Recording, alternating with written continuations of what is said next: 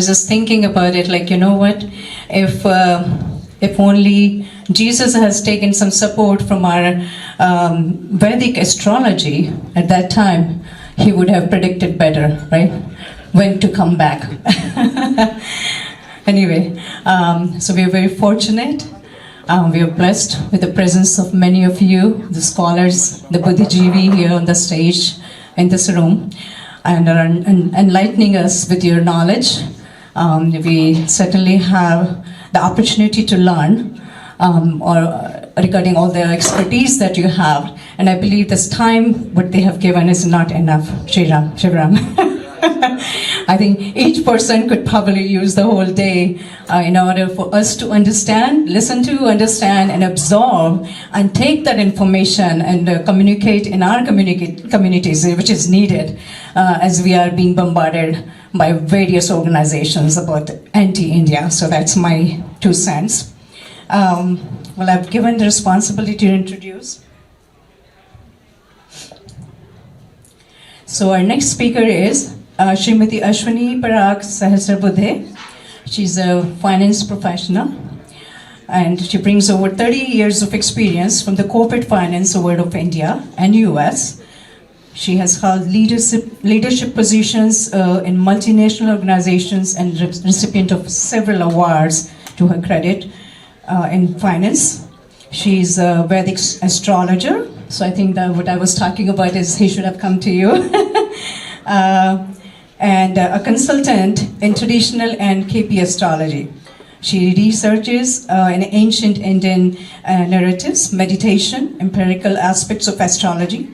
Ms. Ashwini is a chartered accountant by profession, and attains, I guess it is India Merit Ranker, which is by Institute of Chartered Accountant of India. And she's certainly going to speak on nature of free will, destiny, and astrology predictions, and triangulations of these three with the logic and wisdom of ancient Hindu narrative. So please put your hands together for Ms. Ashwini. Thank you.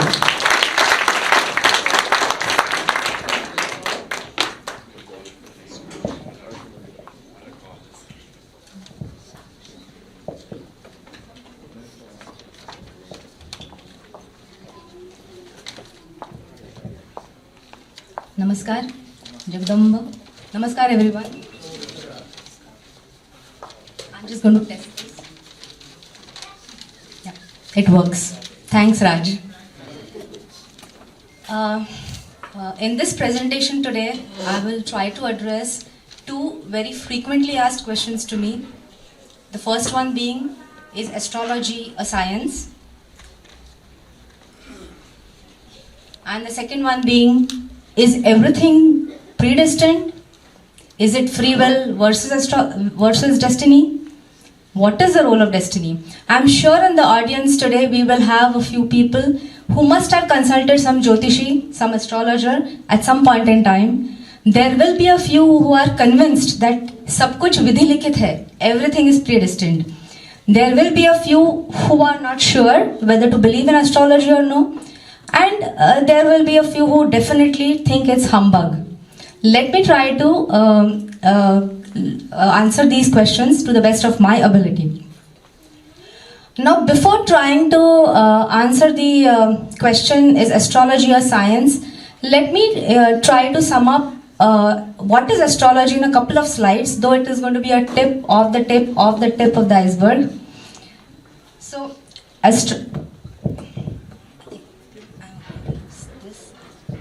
this is better. So by astrology, I mean Jyotish Shastra, our ancient Jyotish Shastra, which is one of the 6 Vedangas, which comprises of astronomy and astrology. This is divided into 3 parts: the Ganit Skanda, the Samhita. The Ganit Skanda is basically the calculation, the mathematical calculation of the degrees and the position of the planets. The Samhita is the collectible, the laws, the effects on the world at large, the blasts on planets, etc. The third part, that is commonly known as astrology today, that is the Phala Jyotish or the Hora Shastra or the Jatak Skanda, nothing but a predictive astrology wherein we try to study the effects of the stars and planets on the life of an individual. I'm sure most of us have heard the words horoscope, Janma Patrika, Janma Kundali. I'm sure people have talked about Rahu Mahadasha, Shani Sadesati. I'm purposely going to only name Rahu and Shani because they're supposed to be the villains of astrology.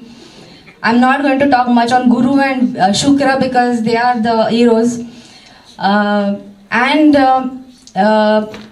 We have heard sun signs from Western astrology. We have heard about Rashis. Okay, so what is an horoscope? A horoscope is nothing but a pictorial representation of the effect of stars and planets on the date, at the time, and at the place of birth of a particular individual. I keep forgetting this. It is as seen from the earth. The Kundali or Hora Shastra, predictive astrology, is geocentric in nature, as we see from here. Okay, we have this Kranti Vritta, which is nothing but the Earth's path around the Sun, which is 360 degrees. This is basically divided into 27 nakshatras, that is the stars or the constellations which appear static in nature. And each one of us must have heard of our birth star. My birth star is Mrugashirsha, or my birth star is, it starts from Ashwini, Bharani to Revati. Each star, each constellation has a particular characteristics. By knowing our star, we can find out our personalities. We can find out the kind of likely health problems we may face, and so on and so forth. This Kranti Vritta is also divided into 12 zodiac signs or Rashis, which we all have heard, beginning from Aries, Taurus or Vrishab, Mesh to Pisces or Meen, in English and Sanskrit. There also, this Kranti Vritta again is divided into 12 imaginary houses in the Jyotish Shastra. Each house again stands for a particular aspect of life in the individual. For example, the ascendant house, the first house, stands for the personality of that individual. The second house or the Dhanasthan stands for, as known, Dhana, wealth or family. The seventh house will stand for relationships or employer-employee relationship. The sixth house for diseases. The 10th house is the Karmasthan, which is for the career. 11th house is the Labha house, which stands for the overall profit and loss or from the career or from the activities that you carry on and so forth. Okay. So apart from the Rashis, the stars and the houses, we of course have the Navagrahas. In every temple we will have Navagrahas around which we will do the Pradakshina and try to, seek blessings from the Grahas. So starting from, though sun and moon are the stars, they are considered as Grahas in Jyotish Shastra. And of course we have Mars, Mercury, Jupiter, Venus, Saturn, and the two nodes which are Rahu and Ketu.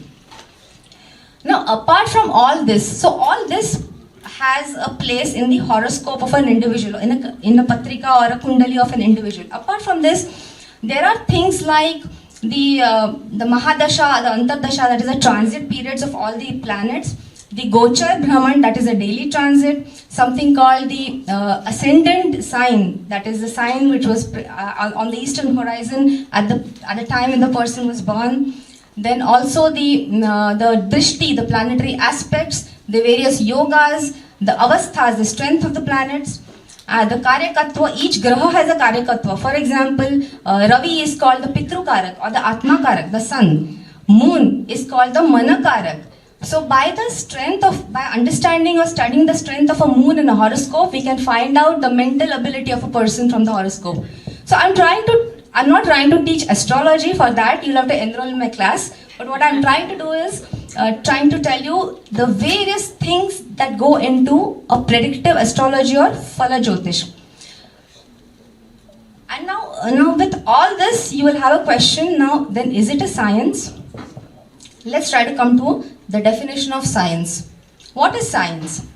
Science is a Latin word scientium, which means systematic enterprise that builds and organizes knowledge in the form of testable explanations and predictions about the future. We all know the progress of modern science from Ptolemy, Copernicus, Kepler, Newton, Einstein, right? They started with Earth at the center and everything around the Earth. Then they understood, no, it is Sun at the center and then everything around the Sun. Then they understood, oh, the orbit is elliptical. Then they understood, oh, there is something called gravity, the attraction between two objects, bending of space, okay? So that is how science got built as a systematic enterprise. Why? Because they were testing everything and trying to make predictions. I think astrology, Jyotish Shastra, that is Phala Jyotish, I am talking specifically here about Phala Jyotish or the Hora Shastra, exactly falls into this definition. And why do I say that? You know, for thousands of years, our rishis like Bhrigu Rishi, Parashar Rishi, Varahamir, Jaimini, all of them documented thousands of horoscopes and the effects of stars and planets on the life of people. Okay, they actually documented what the effect was of each star and planet, the position, the strength on life of individuals, and made predictions and tested them. And that's how emerged our Hora Shastra. Some of you must have heard of Parashar Hora Shastra, a very ancient Hora Shastra of which I'm a student of. Then Bruhat Samhita, Bhrigu Samhita, Varahamir Shastra, Jaimini Shastra, and so on and so forth. So I would call astrology a empirical science. Why empirical? The word empirical means what can be noted, what can be observed, documented. Like I have clients for the last 13 years with me for whom I have made predictions and I have written down why I have made a particular prediction. So that I can track the prediction for myself to see whether I am right or wrong in making that prediction. So to sum up, as an answer to the first question, I think astrology is an empirical science. It has a set of rules and regulations. There are a lot of if you go to the Parashar Hora Shastra, it is 97 chapters, 1000 pages with only rules and rules and rules and rules.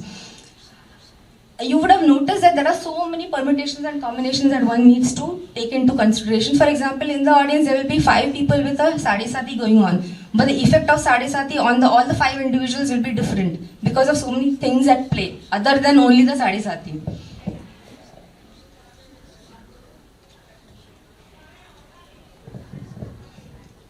What does this predictive astrology do for us?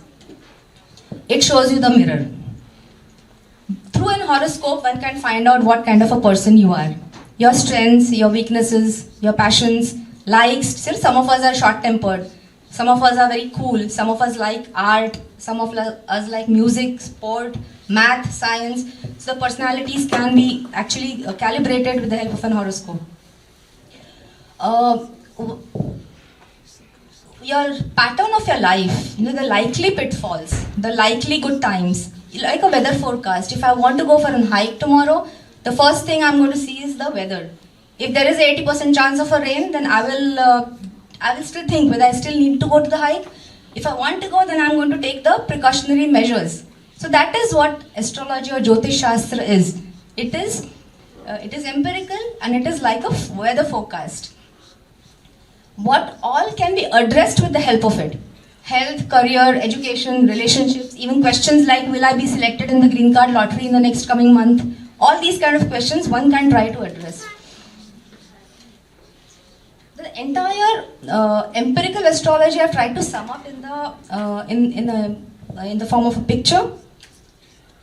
So here is a discipline of astrology. Let's call it the Parashar Hora Shastra as a placeholder, which has a lot of empirical guidelines which are studied and interpreted by an astrologer here. There is a seeker who has a set of questions. Depending on the questions, propensities are predicted by the astrologer. Highly possible, least likely, definitely not possible, more likely than not possible, and those kind of things. Now, it doesn't end with one question. For example, I have parents coming to me saying that, is there a marriage yoga for my daughter in the coming future? So, if I say yes, the next question is, how is my son-in-law going to be? Which part of the world is he going to be? Which profession is he going to be? And so on and so forth, and the synthesis goes on. So, the synthesis, it is a relationship. It is not like, come, ask a question and go. It never happens like that. So, But the most important point I want to make here is the interpretation skills. The ability of an astrologer to be able to interpret so many rules and to be able to put the right emphasis on so many positions of the planets will be better and better only if he is into a sadhana or meditation. The sadhana, the tapasya or meditation can be in any form. It could be in mantra jap, it could be tratak meditation, it could be japa chanting, whatever meditation, but that's extremely important for an astrologer to be more and more accurate in his or her predictions. So we'll try to stay with the first part, saying that Jyotish Shastra, predictive astrology or Phala Jyotish is an empirical science. It can do many things for you. And let's try to address the next question, leaving this in mind because this will come back again in trying to address the next question also. So our next question is everything predestined? Is it free will versus destiny? And here I'm going to take the help of our own Bhagavad Gita and a bit of Upanishad and a bit of Yoga Vasishta. So Krishna in his Gita has tried to teach, I keep saying tried to teach because he has tried his best to teach. How much we take is up to us. So let's come to the Sankhya Yoga. What does Sankhya say? Nainam chinnanti shastrani, nainam dahati pavakaha, na chainam kledayantyapo, na shoshayati marutaha, jatasya dhruvar mrityu, dhruvam janmamrutasya cha, tasmat pariharyarthe, na tvam sochatu maharsi. Which means, the Atma cannot be destroyed by weapons, by water, by fire or by wind. Whoever dies takes birth and whoever takes birth dies, so why mourn over it? In fact, Krishna goes ahead to say that just as a human being changes old clothes and wears new ones, the Atma changes old bodies and wears new ones. He goes further to say, Bahuni me ratitani janmani tava charjuna tanyaham veda sarvani na tvam vetha parantapo. You and me, Arjun, have had many births in the past. Here is a crux. You do not remember them while I remember them all, and here is where our delusions start. Because we do not remember our karmas of our past life, and then we are faced with a lot of delusions at various stages in life. So, the takeaway from here is that there is not one life. The Atma travels from one life to another. And while it travels from one life to another, we have to again come to a Panchakosha philosophy. It carries the impressions of our koshas to the next life. We all must have heard of the Panchakosh, that we have 5 koshas, beginning with the most heavy kosh called the Anna Kosh, then the Prana Kosh, then the Mana Kosh, Vijnana Kosh and Ananda Kosh. The last 3 are the most subtle form. The Atma carries impressions of these subtle koshas from one life to another. And that is how we get our personality.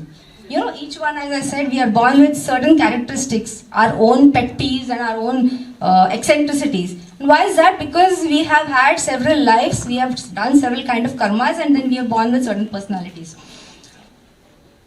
So, yeah, so it's not one life, Atma travels from, So, irrespective of whatever questions a client comes to me with, whether I'll get married, how is my health going to be, should I change my job, should I start a business, or will I get a green card, whatever it is, the first thing as a Jyotishi I do is calibrate personality. And why do I do that? I'll find out 10, 15, 20, whatever the horoscope shows me, I'll try to calibrate the personality. And why do I do that? 2 reasons, 2 very key reasons. Because I know my calibration is more than 90% accurate, my predictions are going to be accurate. Which means that I have placed the right importance to the right position and interpreted it in the right manner. So that's why, that is the first reason I try to calibrate personalities. The second reason is, Krishna has said, Bhagavad Gita has answers to all the questions that we face in life. न कर्तृत्वं न कर्माणि लोकस्य सृजति प्रभुः न कर्म फल संयोगम स्वभावस्तु प्रवर्तते. Krishna says, I do not decide actions of people. I do not even decide the fruits of actions. It is the swabhav of a person which comprises of sattva, raja and tama guna, which decides what the person does in his life. There are many verses. I've just cherry picked a few to just give an idea of the philosophy. Prakritim yanti bhutani nigraha kim karishyati. Every wise person behaves as per the Prakriti.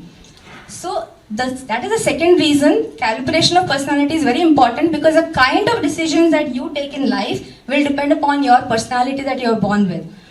The situations will be the same for two different individuals, but the way he responds to that situation will be different, will depend on the personality that he's come with.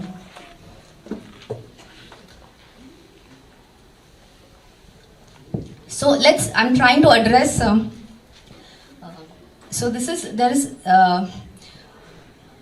this is some kind of a scorecard that I maintain every year on year. This is a pretty old one. It's like a 2-3-year-old one. Wherein, for example, I probably have predicted 40 things of a person from one horoscope, and 36 were right and 4 were wrong, and so on and so forth. The average for those 10 horoscopes or 9 horoscopes, I have been at 90% accuracy. And that's what gives me a comfort while I do the predictions.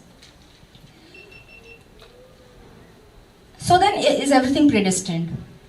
So we are trying to kind of capture Sankhya with empirical astrology, and now let's come to Karma Yoga to find out whether really everything is predestined, or there is something called free will which is important. Karma Yoga can be found even in Ishavasya Upanishad. Kurvanne veha karmani jiji vichhechatam samaha evam tvaina anyathethosti na karma lipyate nare, wherein it is said, the second verse of Ishavasya. Ishavasya is a mantra Upanishad with 18 verses, and it is said to be the Bij of Gita, Bhagavad Gita. 18 shloks of Ishavasya are the 18 chapters of Bhagavad Gita, it is said by experts. What does this shlok say? That a Atma, which is born in human form, has no other recourse but to practice Karma Yoga. The karmas do not get attached, but the desire for fruits of karma get attached. Which means, Krishna is also talking of the Anasakta Karma Yoga, that is practice your karma without being attached to the fruits. So let's try to answer question, who should practice this Karma Yoga? How? What? Who should practice? Uddharen Atman Atmanam. It is only you. Weather forecast. It is only me who will decide whether to go on the hike or no. Nobody else will decide for me, or nobody else can do the hike for me. So Uddharen Atman Atmanam, Natmanam Avasadayet. One should use the divine strength of their Atma to uplift their Atma, and do not use it to degrade the Atma, because Atma can be your best friend or it can be your worst enemy. And how do I practice this Karma Yoga? Adhishthan. Adhishthanam tatha karta, karanam cha pruthak vidam, vividashta pruthak cheshta, daivam chaivatra panchamam. Here is the word daivam, which we understand as fate, which has come into the shlok. What is Krishna saying? One must have an action, adhishthan, a goal. Karta is you. Karanam, the 10 bodily senses, the Atmendriya and the Karmendriya, the cognitive senses and the active senses. Cheshta, various methods. If I want to take an exam, I will get books, I will get a tutor, I will write, I will read, I will practice and try to clear that exam. The fifth one is a Daiva, which Krishna says is the unseen Devas, which influence the human actions. However, this Daivam is nothing but our karmas, which is the result of our free will of the past lives, which is again emphasized by Yoga Vasishtha, which is, as Raj Vedamji said, that it is a teaching by sage Vasishtha to Ram to uplift him in his spiritual journey, where Vasishtha ji says that self-effort is of two categories, one of the past lives and one of the current birth. Both counter-interact with each other, and whichever is more powerful triumphs. So with your karmas of the current life, you can certainly overcome the karmas of your past life, is what he's trying to say. He says that fate is nothing but the self-effort of our previous lives. So what is the takeaway from here? That it is destiny because of free will. There is nothing out there who is doing things for you. It is you who have done something in the past which you have forgotten. Either in past, current life also we keep forgetting. Because what happens is, whenever something bad happens with us, we say, oh, it is God who is doing it to us. Oh, it is destiny. whenever good, and why this is happening to me, I have not done anything wrong, but anything good happens, we never ask the question why. Why God have you done this to me? We never do that. Only when bad things happen, we ask the question, why God? Why have you done this to me? But God doesn't have time to do anything for us. It is we who have done whatever we have done for us. So it is destiny because of free will. It is our karma that creates free will. So coming again, reiterating the karma yoga. So what kind of karma should we conduct? Swadharma, a very beautiful concept explained by Krishna. Shreyan swadharmo viguna paradharmat swanushritaat swadharme nidhanam shreya paradharma bhayavaha. Let's try to divide this swadharma. Swadharma is doing the right thing at whatever stage you are in life without being attached to the fruits of your actions, and most importantly for the larger good. So let's divide this swadharma into two categories. One is the nitya karma that we do to keep ourselves, maintain ourselves, our family, and one is for the larger good. And the swadharma for the larger good normally is something that comes naturally to us. That is something we are passionate about. You know, Albert Einstein has quoted, "I do not have any special talents. I am only curiously passionate." So that is what is swadharma that Krishna is trying to explain us. Nishkama swadharma, nishkama karma yoga. In fact, and how do we practice it? Yoga karma sukaushalam, with as much skill and with as much perfection as possible. In fact, Krishna says, there is no duty for me. I do not need to do anything, but yet I practice my nitya dharma or nitya swadharma, which even Yoga Vasishtha has emphasized by saying that in this world, whatever is gained because of self-effort. Where failure is encountered, it is seen as a slackness of effort, which we call fate, but which is fictitious. So Vasishtha ji has clearly said fate is fictitious. And we keep on blaming fate. And we keep on blaming God, you know, ironically.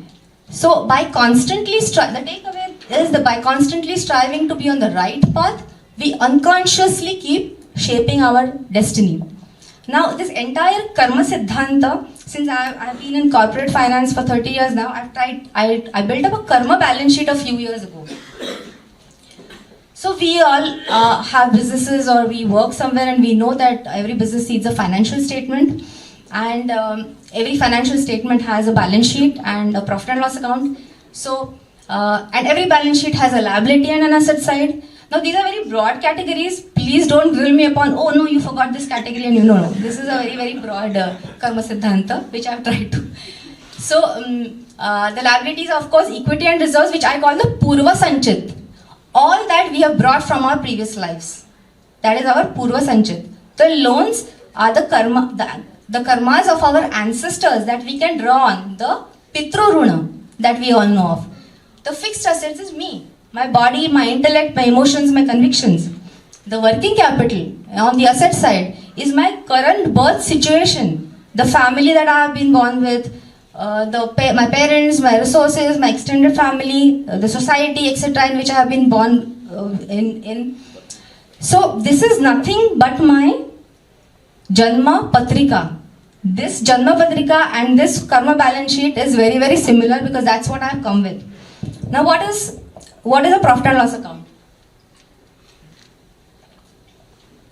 Profit and loss account is a sum and substance of my nitya karma that I have done in this life, hopefully based on the three principles of Hindu Dharma: endurance in conduct, freedom of thought, and integrity and moral values.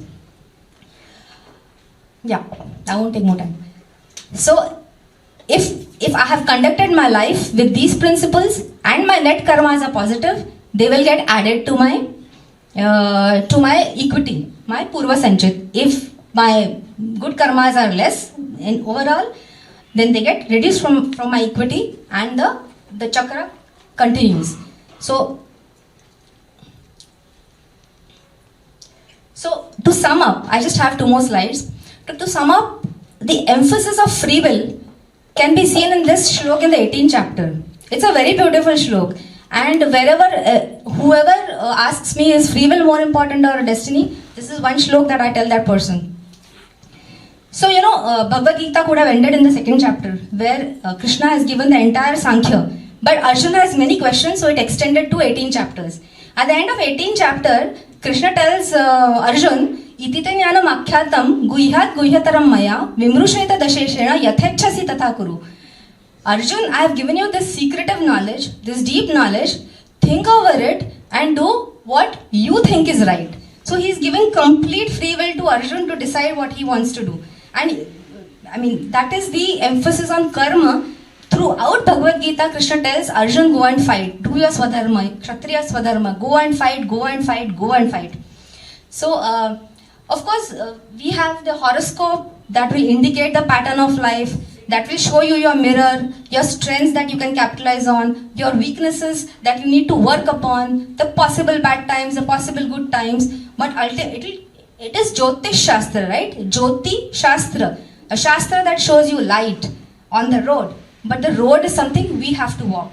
So it is free will that creates destiny. It is our karma that creates destiny. I'll end with a quote from the Brihadaranyaka Upanishad. You are what your deep driving desire is. As is your desire, so is your will.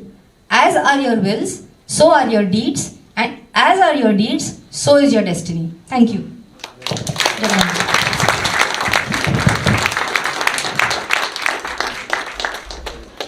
सेवा से हाथ खड़ा है उनका बाद में pass around her perspective.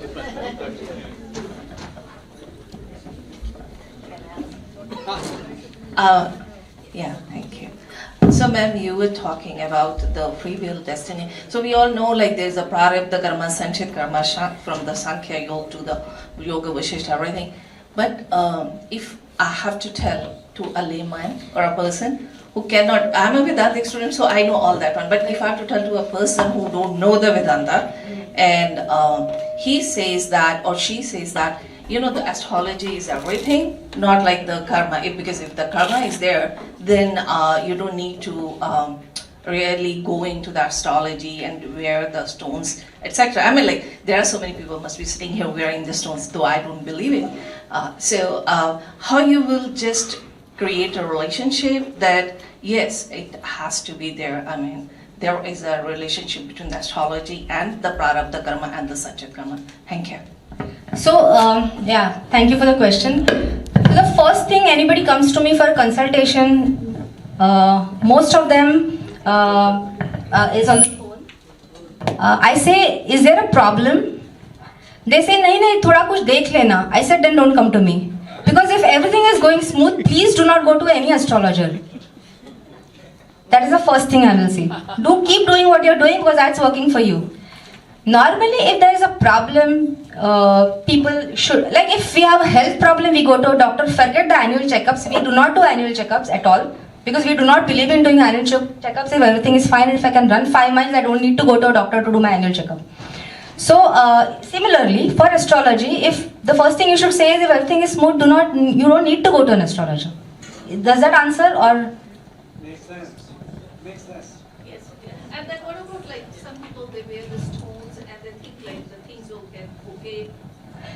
Okay, so the people ask for remedies, right? So some people will suggest pujas, some people will suggest stones. I am not an expert in stone.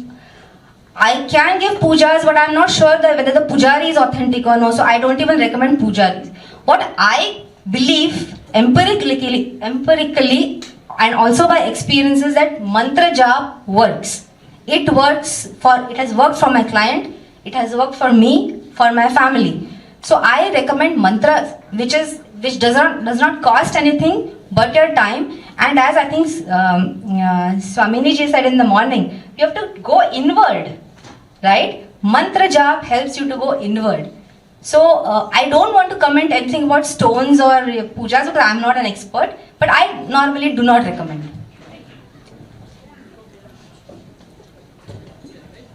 Hello. I have a question about Muhurta, you know, finding an auspicious time Yes. Based on a person's horoscope. Does that have any importance?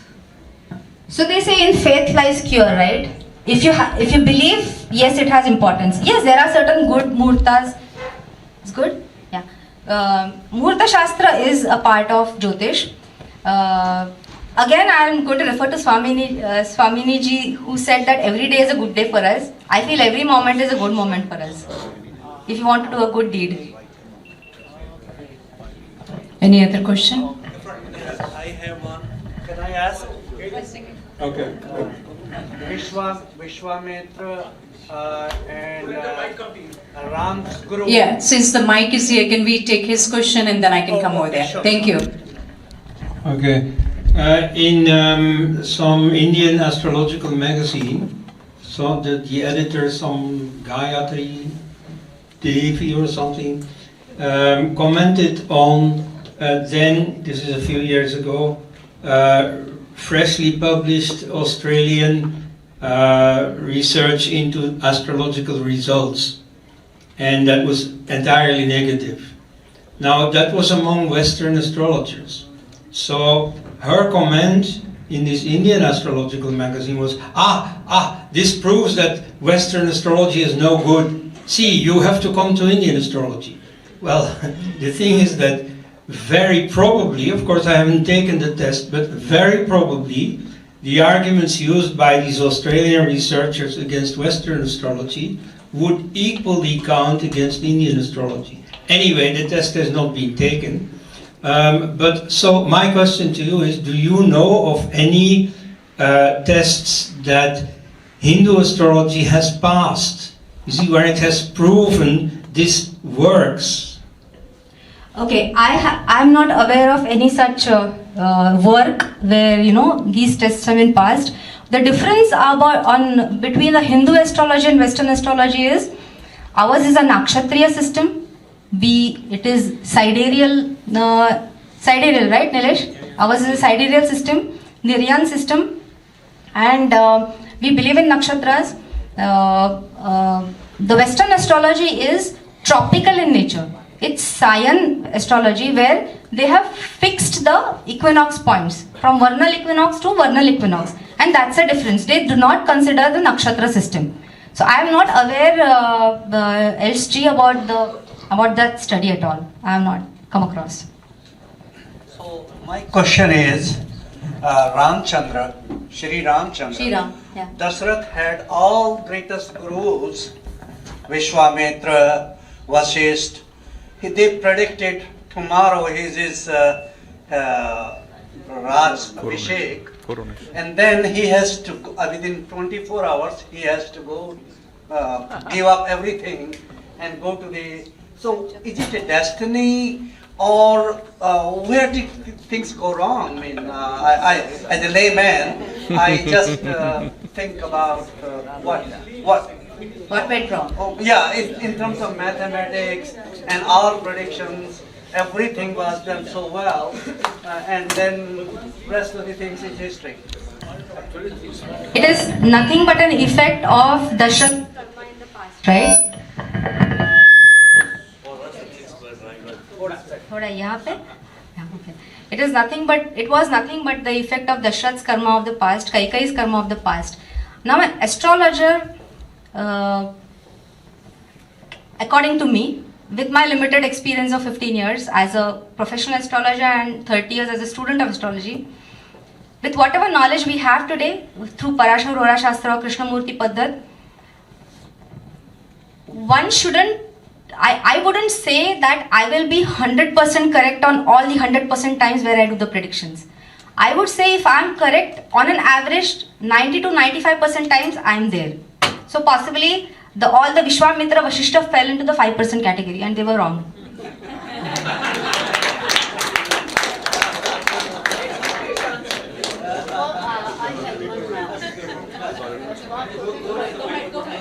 That because Ram was avatar, right?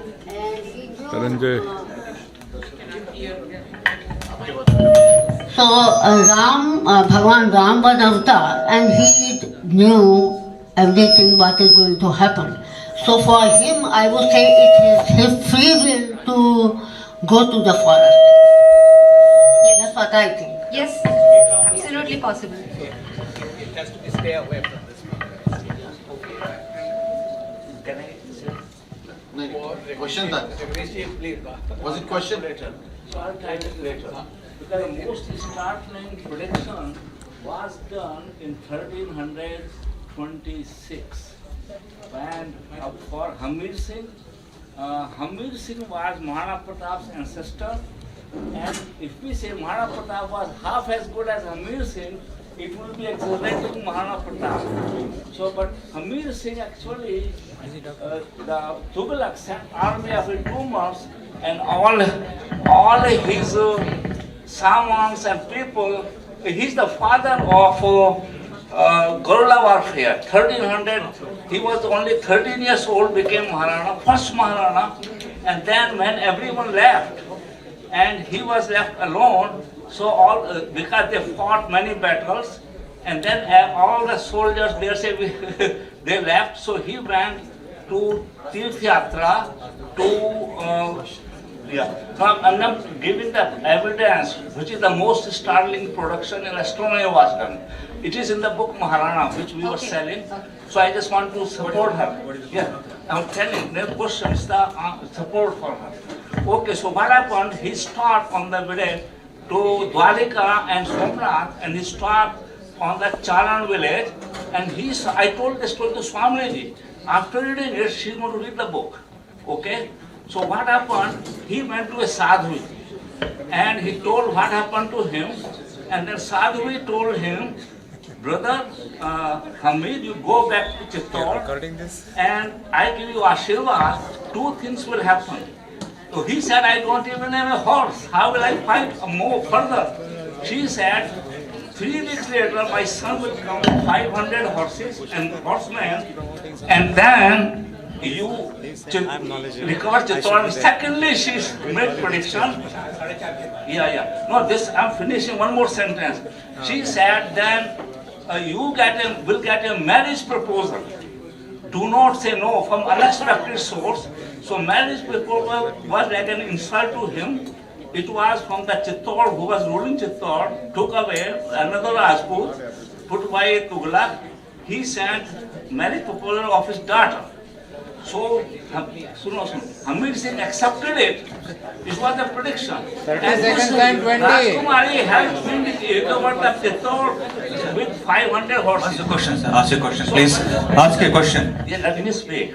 So I am saying here that was the astronomical prediction by Sadhvi, which helped him recover the whole Chittor, which was gone after Bharat, whose progress Bharat Mata after 1 minute. So it's the most startling astronomical prediction which came true. Thank you. Thank you. If you can please keep only to questions. If you like to speak, we will give you a podium. You can get to speak. Any questions, please?